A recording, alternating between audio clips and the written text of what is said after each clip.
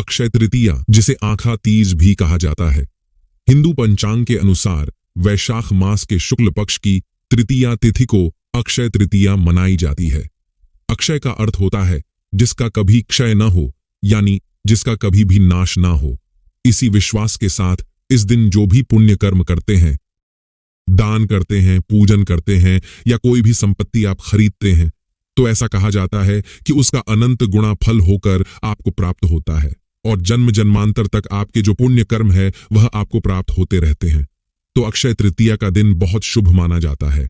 जो भी कर्म हम करते हैं उस कर्म का नाश नहीं होता, तो इतना ध्यान रखिए, जो हम अच्छा कार्य करते हैं उसका भी फल हमें बहुत अधिक प्राप्त होता है, और अगर हम गलती से भी कोई गलती करते हैं तो उसका भी फल हमें बहुत अधिक प्राप्त होता है और कई जन्मों प्राप्त होता है। तो इसलिए इस दिन को विशेष रूप से ध्यान रखना है, आपको किसी भी प्रकार से आप कोई गलती ना करें।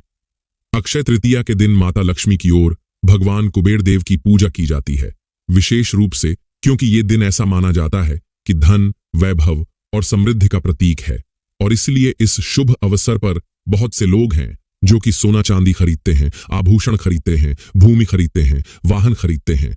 अपनी क्षमता के अनुसार, अपनी सामर्थ्य के अनुसार कोई ना कोई चीज जरूर खरीदते हैं। ऐसा कहा जाता है कि खरीदारी करने से संपत्ति बढ़ती है और माता लक्ष्मी की कृपा में प्राप्त होती है। घर में शुभता का आगमन होता है, और आज के दिन शुभता और समृद्धि का आशीर्वाद हमें माता लक्ष्मी की तरफ से जो प्राप्त होता है वो स्थायी होता है। इसीलिए अपनी क्षमता के अनुसार हमें कुछ ना कुछ अवश्य खरीदना चाहिए।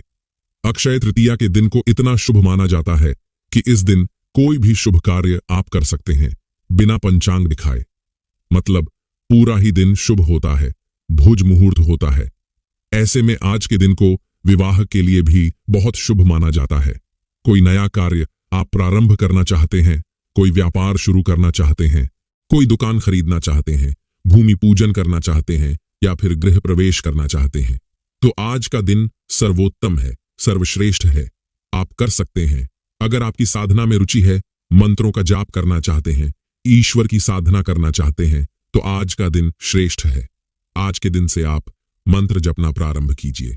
कोई पुराण है, कोई ग्रंथ है जिसका पाठ आप प्रारंभ करना चाहते हैं, तो अक्षय तृतीया के दिन से अगर आप पाठ का प्रारंभ करते हैं तो उसका फल भी आपको बहुत अधिक प्राप्त होता है। और किसी विशेष कामना से अगर आप मंत्र जप करना प्रारंभ करते हैं, अपनी कामना का संकल्प लेकर और मंत्रों की संख्या का संकल्प लेकर, तो ऐसा कहते हैं कि आपकी कामना निश्चित ही पूर्ण होती है।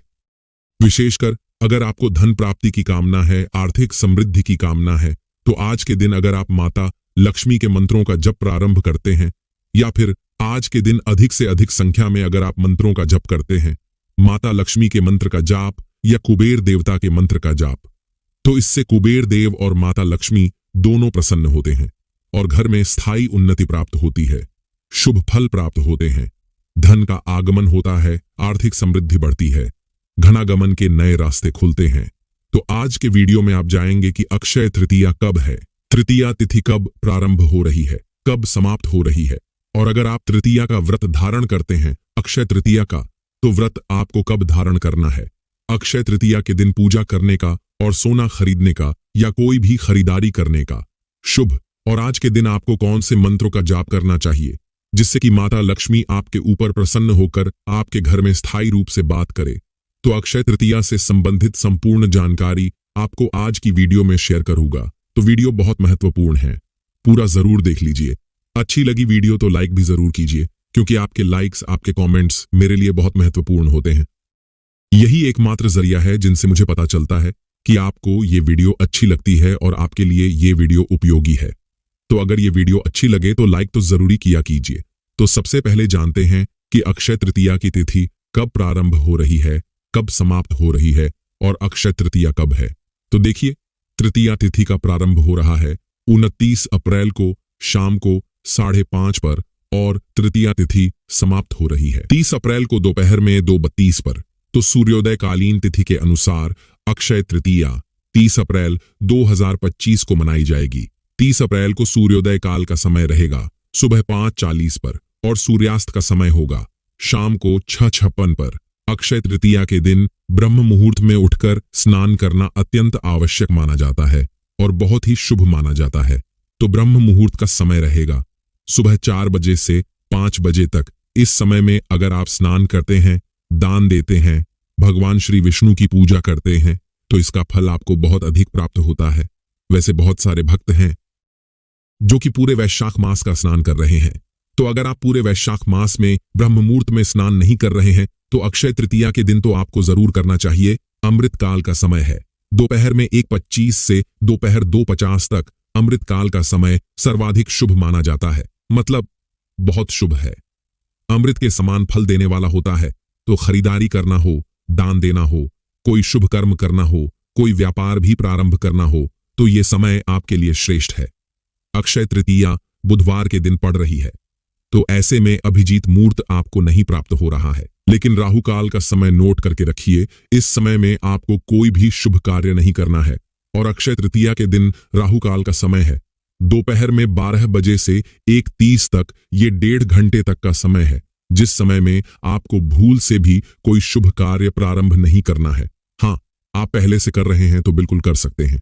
अक्षय तृतीया पर बहुत ही शुभ योग है, सर्वार्थ सिद्ध योग, जो कि पूरे दिन और रात्रि का है। वैसे भी अक्षय तृतीया बहुत शुभ मानी जाती है, और इसके साथ ही अगर हमें इतने शुभ योग प्राप्त हो रहे हैं तो दिन का महत्व और भी बढ़ जाता है। और अब जानते हैं कि अक्षय तृतीया पर सोना खरीदने का या फिर खरीदारी करने का सबसे शुभ मुहूर्त क्या है। तो देखिए, अक्षय तृतीया के दिन आपको सुबह सूर्योदय के बाद खरीदारी का मुहूर्त प्राप्त हो जाएगा, जैसे कि 5:40 से दोपहर 2:12 तक ये सर्वाधिक शुभ समय है। इस समय में आप कोई भी खरीदारी कर सकते हैं। 8:30 तक का ये कुल शुभ मुहूर्त आपको प्राप्त हो रहा है। लेकिन इसके अलावा भी, जैसे कि ये समय बीत भी जाता है तो भी जो दिन है अक्षय तृतीया का, ये बहुत श्रेष्ठ है। तो ऐसा नहीं है कि मुहूर्त बीत जाएगा तो आप लोग खरीदारी नहीं कर सकते हैं, बिल्कुल कर सकते हैं। क्योंकि देखिए, इस दिन मार्केट में बहुत भीड़ होती है और एक एक दुकान पर ही बहुत सारा समय लग जाता है।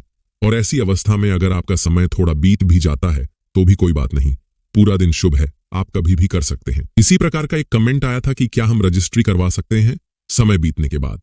जी हाँ, बिल्कुल करवा सकते हैं। जैसे कि मुहूर्त बीत जाता है, उसके बाद भी अगर रजिस्ट्री का कार्य आप कर रहे हैं तो ये प्रोसीजर बहुत लंबा होता है, समय लगता है, इसमें आप बिल्कुल कर सकते हैं। ठीक है, तो मुहूर्त को लेकर बहुत अधिक परेशान होने की आवश्यकता नहीं है, पूरा ही दिन शुभ है। ठीक है, और आप जानते हैं कि माता लक्ष्मी की कृपा की प्राप्ति के लिए आपको कौन सा मंत्र जपना चाहिए। देखिए, माता लक्ष्मी के बहुत सारे मंत्र हैं। हो सकता है कि आप कोई मंत्र पहले से जपते आ रहे हैं, तो अगर आप कोई मंत्र पहले से जप रहे हैं तो आप उसी मंत्र को इस दिन अधिक से अधिक संख्या में संकल्प लेकर जप सकते हैं। तो नया कोई मंत्र जपे, इससे अच्छा है कि पुराना वाला मंत्र जो आप पहले से जप रहे हैं उसकी संख्या बढ़ाइए, उसका फल आपको बहुत अधिक प्राप्त होगा, क्योंकि वो पहले से ही सिद्ध है। अब मान लीजिए कुछ लोग ऐसे भी हैं जो कि पहले से माता लक्ष्मी का कोई मंत्र नहीं जपते हैं, तो आज माता लक्ष्मी का बहुत ही शुभ दिन है, पवित्र दिन है। आज से ही संकल्प लेकर आप मंत्र जपना प्रारंभ कीजिए।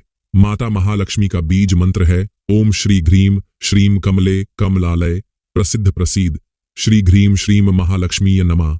ओम श्री घ्रीम शिवम कमले कमलालय प्रसीद प्रसीद श्री घ्रीम श्रीम महालक्ष्मीय नमः। ये मंत्र है, बीज मंत्र है, यूं कहे कि ये महामंत्र है। इस मंत्र का जाप करने से माता लक्ष्मी शीघ्र ही प्रसन्न हो जाती है। तो सुबह स्नान इत्यादि से निवृत्त होकर आपको मंत्र जप करना है। संकल्प ले लीजिएगा कि आपको मंत्र जप करना है। माता लक्ष्मी की कृपा की प्राप्ति के लिए, प्रसन्नता के लिए और विधि विधान से माता लक्ष्मी और कुबेर देवता भगवान श्री विष्णु की पूजा आराधना करने के बाद आपको इस मंत्र का जप करना है।